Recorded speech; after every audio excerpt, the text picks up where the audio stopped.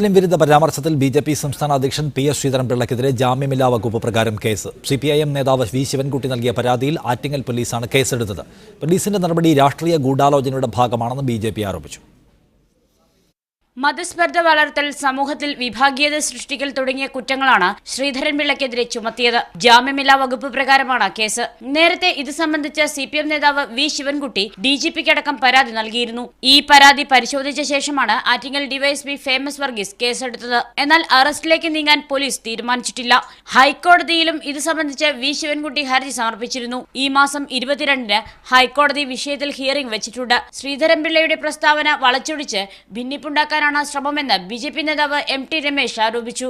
ആസൂത്രിതമായ ഒരു ഗൂഢാലോചനയുടെ ഭാഗമാണ്. വളരെ ബോധപൂർവം മതന്യൂനപക്ഷ വിഭാഗങ്ങളിൽ സംശയമുണ്ടാക്കാൻ വേണ്ടിയിട്ടുള്ള ആസൂത്രിതമായിട്ടുള്ള ശ്രമമാണ് ഇപ്പോൾ CPM-ഉം കോൺഗ്രസും ചേർന്ന് നടത്തിക്കൊണ്ടിരിക്കുന്നത്. ശോഭാ സുരേന്ദ്രന്റെ പ്രചാരണ പരിപാടിയിലാണ് പി.എസ്. ശ്രീധരൻപിള്ള വർഗീയ പരാമർശം നടത്തിയത്. ബലാക്കോട്ടിലെ മിന്നലാക്രമണവുമായി ബന്ധപ്പെട്ട പരാമർശങ്ങൾക്കിടെയായിരുന്നു മുസ്ലിം വിരുദ്ധ പ്രസംഗം. മീഡിയ 1 തിരുവനന്തപുരം.